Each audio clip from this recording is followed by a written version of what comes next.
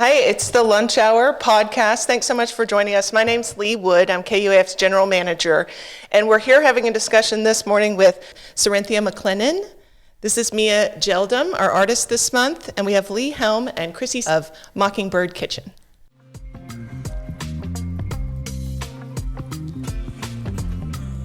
The Lunch Hour Concert Series is a new concert series brought to you by KUAF, where we highlight local artists and local businesses in the area, all during the lunch hour time.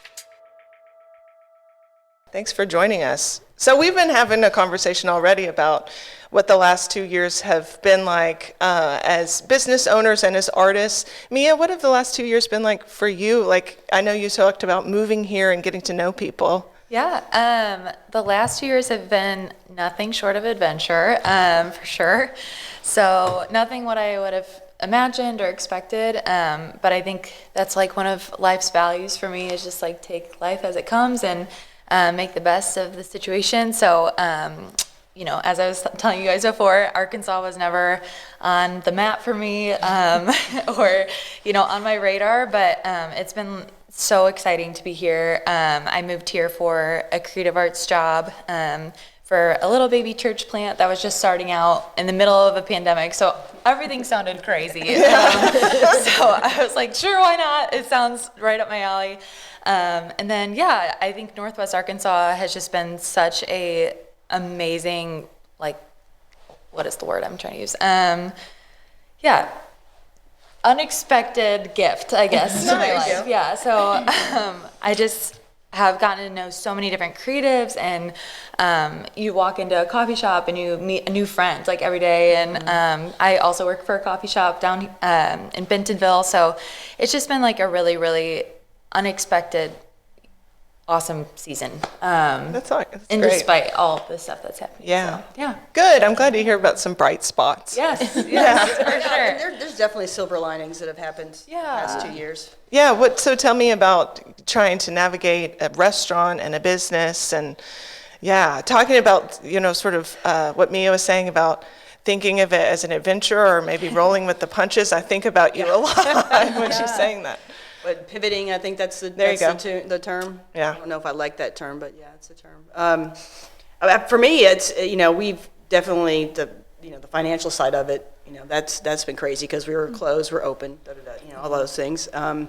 Managing people and staff. Leigh can talk more about that because she definitely has the front of the house part of the the restaurant, and I'm more in the back of the house. Getting to know a lot of the chefs and restaurant owners that I've known for a while, but we haven't really had I don't know if this has been something that's galvanized us in a way, but we've been able to form alliances like the Fayetteville Restaurant Alliance, and so we can help out employees who are displaced because they don't have work and they can't pay the rent, they can't pay their electric bills, things like that. So that's been excellent, to help to be able to help the community sort of give back. We're tight knit, but this has definitely made it tighter. Yeah. So that's kind of the community of restaurant owners and chefs, and the community of singers and songwriters, and how has creativity sort of helped you over the last couple of years? Oh, geez. Well, I think being creative also means that you have a flexible mind, and flexibility has been the watchword for this last 2 years. You have to say, okay, we do it this way, but that's not working, and I can't force it. So you have to be able to kind of, okay, well, we used to do it this way, so now we're going to try it this way. And you have to be able to accept that sometimes things aren't going to work out, but that's how learning goes, is that you're going to fail, but then you know what didn't work, and you try again. I tell sometimes my staff, I'm like, don't be afraid to ask for help, and if it doesn't work, tell me, because you're not helping yourself, me, or the customers. So I think creativity and sense of being flexible, we used to not do X, but look, X is working. Let's keep doing that. Just because it didn't work in 2019 doesn't mean it isn't going to work in 2021. Right. So I think that's where creativity has been good, is that it keeps you flexible, a flexible state of mind. Yes. Which even for this, because we've had to reschedule this. And everybody's been very flexible. Because I think that's one thing we've learned for our business is we're like, well, it's snowing. okay, we're just going to close. Yeah. You know, well, it's only so many people came to work today. How are we going to run the business? Okay, well, we're just going to keep doing that. Wow. Okay, let's be creative on the fly. We need it special. We need this. We need to make this work. Yeah. So I think, you know, there's creative in the sense of making things, but making things works requires a certain amount of creativity too. Absolutely. Wow, yeah.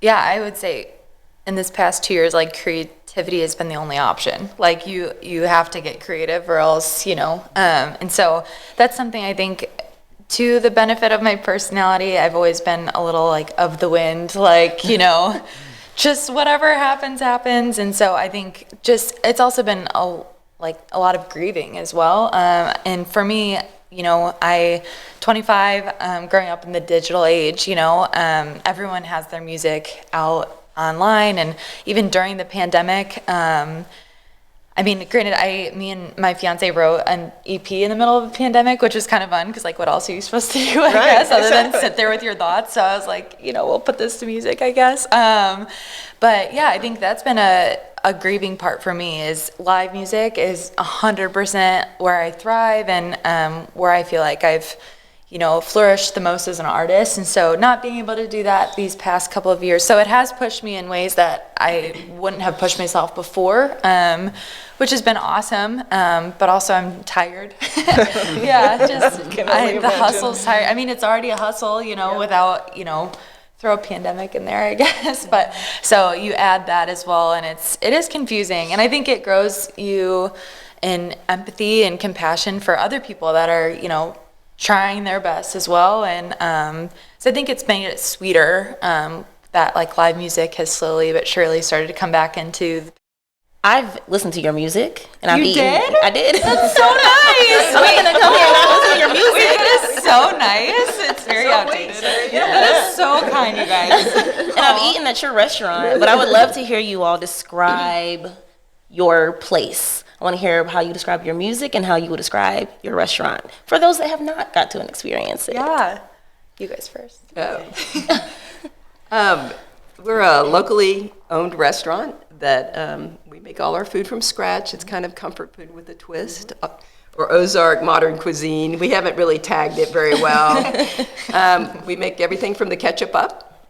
We try to work locally with purveyors if we can, you know, if it's feasibly and financially possible. And we've, you know, it's a little community into itself. You know, we have regulars that have been coming there since we opened, and it's going to be 6 years in March.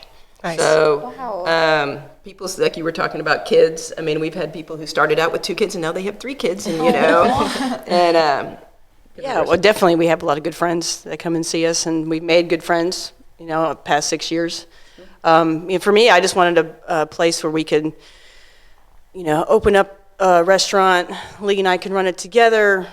You know, customers come in, they feel comfortable. You know, I don't want you to feel like you're out at a fine dining restaurant, but, you know, I want it to be nice. I want it to be a comfortable environment. I want you to be able to come in, celebrate, you know, or just, you know, we have customers that'll come in, we open up at 11 o'clock, and they're still there at 2 o'clock. Because they've run into a friend that they haven't seen in 20 years. You know what I mean? So it's that kind of vibe, and I think we've accomplished that. At least that's how I feel. I feel that way, for sure. And the ketchup up is no joke. The ketchup is good. I was like, I've never had a ketchup like this before. That's so awesome. Mia, give us a taste. Well, how would you describe your music and what you do? So I would describe myself, that's always such an odd question. It's hard to describe yourself in words when what you're doing is outside of words, right? Right, Yeah. right, So yeah, I totally understand. So I think my musical theatrical background definitely has some influences. So I love like a good storyline, and I would say music has allowed me to fully express, like, without any reservation, like how visceral something feels. And so the biggest words I would use are like cozy and then like really raw, is what I go for every time. Full permission to be as authentic as you want or need. And so music has been it's been such a gift to me, and I don't know, it's been so cool to have an outward expression of what I'm feeling on the inside. So it's I don't know how else to describe it other than really authentic. And I have some influences of like classical, but then your theatrical backgrounds, but then, you know, the cozy, jazzy feel, and then just like that coffee shop singer-songwriter. So Yeah. I'm still figuring it out. If you didn't tell me that you used to live in Illinois, I would have thought you were from Arkansas. Really? Yeah, the way that the music sounded. Oh, that's It was awesome. And what you were saying about it feeling authentic and being authentic, I definitely feel that on your song "Darling" at the end. I think it's your dad talking. Yes. I was like, that is so sweet. That was not made up. He really did send me a voicemail. Is it a voicemail? Yes, it's a voicemail. It's really sweet. It was like the cutest thing. I was like, Nathan, we have to put this in the end of the song, because it was in response to that specific song, which I was like, we have to do it. But yeah, I was like, my dad is like, he's like, I was on your album. Like, I was like, well, I don't know. But yeah, He's a star. So he's let a him know. star. I know. He does deserve some limelight. So yeah. Well, I feel like there are special powers that we have at this table anyway because we're women. It's not just because we've survived the last 2 years, but we also know that the pandemic has been harder on women in a lot of ways because we're the caregivers and we're the planners and we really sort of take care of so many things behind the scenes. So I would like to know how you think being a woman has helped you over the hardships of the last 2 years. Do you see anything that you can draw from? I think as women in general, we have to do more because we're women. So I think that, you know, that we just put our heads down and work. That's what we do, right? We don't have kids. I always say that my restaurant family are my children. So it's trying to take care of your restaurant family as well.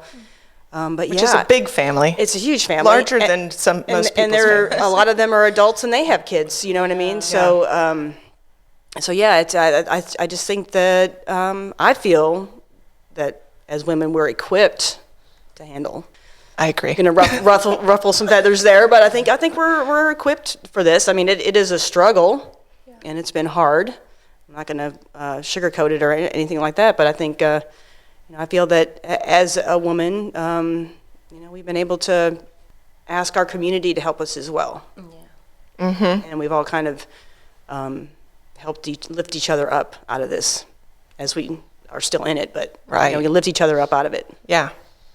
It does make me happy to hear that. When you talked about the association, like these restaurants coming together, restaurants that I love, knowing that you all are working together, I really do love to hear that. And not just for yourselves, but for the people working for you. If we don't have employees, I mean, where are we at, right? I mean, that's part of owning a small business too. Is you are your employees, really. Right. And you can really tell that you care, because when I enter into your restaurant or others that you've mentioned, the staff are so present. They know what's going on. They're so kind. I'm like, you want to sit down with me and eat this meal? You can tell that they like being there. They're like laughing together in the kitchen, and you can see the kitchen. And so I really can tell that you all are putting your heart into this. I really like that. Thank you. Thank you. Thanks a lot. You know, we were talking about how women continue on. They say that women are sort of built for endurance, that they tend to do really well in long distances and long enduring things. Men go out, and they were talking about, they go out and they conquer the world, and it's kind of they go out there, but women have spent years like caregiving for years and years and years and years and years and years, and that requires its own courage and resilience. It's a different kind, but we don't talk about those stories. The story of that kind of courage and endurance is different. So, I mean, I still want to go out and save the world, and with my sword, and, Xena warrior princess, here we come. But, but there's this different kind of courage and a different kind of resilience that's important to function as well, And if we're going to build community to overcome the pandemic, women are set up for community building. That's how we function. We function as groups. You know, we have to process it. We all have to talk about it. We have to get consensus. And we have to get background. Then we make a decision and we do it. You know, which may take us longer than we want to, but we'll get there. But that's how we do things. And if we're going to overcome that, we need a group effort, not as a little less individual and a little more group. Yeah, I would say which parts of my wiring have been a benefit to this season. Like I was saying earlier, just being able to fully let myself emote and feel. And like I said, that although there's been silver linings for sure, like completely vulnerably, like I feel like I've talked to numerous people how my mental health has taken a hit. And I think, you know, men and women, like I think they handle that very differently. And to our benefit, I think I grew up in a house that like allowed you to fully feel, and which I feel like is such a gift to me now. Just in a world that's like, you know, so rough around the edges, it's like just meeting those people that allow you to be fully you and fully present in those moments. And so it's just, again, grown me in compassion for myself to be like, okay, this is like a really hard day, and that's okay. And doing that for other people too, and not just assuming, you know, the coffee shop regular walks in, and not just assuming the worst but the best in people, and giving people the benefit of the doubt. And yeah, I think that's been the biggest growing curve for me, is actually that's a benefit rather than a hindrance, which, you know, I feel like to always be the one to push through. And yeah, work ethic isn't the issue. It's more so like, hey, I just want to move through life authentically. And sometimes that means like I'm not going to be on, you know, and some days that's going to be really hard to be the best version of myself. But I think just having a literal worldwide experience has been, you know, a weird way of bringing people together and pushing people towards, hopefully, towards compassion rather than not. I hope so. Yeah. I really do. Yeah. It does feel like it's a moment for it. Yeah. How do you deal with when you really are having the hard day and you might need to take a little time or take a break? Are you good about saying that to yourself? I mean, are we talking mentally or physically here? Well, I guess You know, a little bit of both. either They're one. kind of connected. Yeah, they're definitely connected. Yes. I mean, the mind and the body are definitely connected. I don't know the answer to that question. I mean, it's been such a roller coaster ride for the past 2 years, and we've definitely needed breaks. You know, at some point we just decided a few times this past year, we just closed the restaurant. My sister got married. That was a good thing last year, and we were able to go to North Carolina. But we closed the restaurant for a week. Pre-pandemic, we would have never done that. But we just had to walk away and just be like, you know, we need to go and enjoy this time with family. Wow. It's important. So, Yeah. you know, the restaurant wasn't in a place where it can run itself. Take care of ourselves, I guess. Right. Put yourself first. Yeah. Have you had a moment like that, Mia? Yeah, I mean, for sure. And it's, so in July, it'll be 2 years of me living here. So it's a little bit different because I don't have the community I've built really heavily in Chicago or in California. And yeah, it's harder to like, you know, reach out when, you know, you don't know the next like view or the next political view or like I think I'm still growing like a community here. And so what I would say, like if you asked me that question 4 years ago, it would be like reach out and like surround yourself with people. I am very extroverted, so I'm like I constantly want to hang out with people. And so that's been odd. It's had to shift my my strategies with how I handle a bad mental health day, or and then, you know, I right before the pandemic had like that sweep of like, okay, borders are shutting down, like, you know, mask mandates, all these things.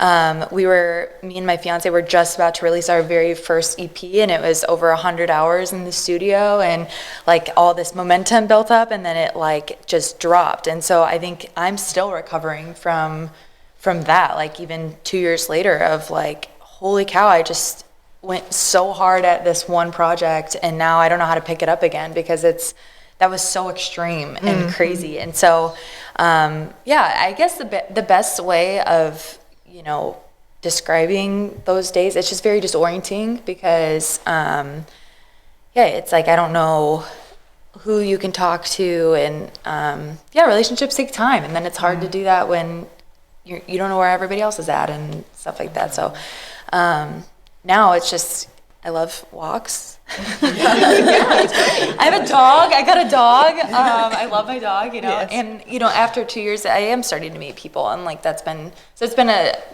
increase for sure. So Yeah. Well, through the pandemic, it was food and music that got me through. So. You all are having hard days. We're having hard days, and we're just getting through them. Yeah. And I do hope you know that, you're absolutely right. What you're doing makes other people's hard days better. It does. From the work that you guys are doing. So I hope that you do get to feel that. So, Yeah, we do. Okay, good. I think that might be it for us. Yeah. this has been amazing. Thanks so much for having us. What's your guys' favorite dish? We have shrimp tacos and duck tacos on the menu, and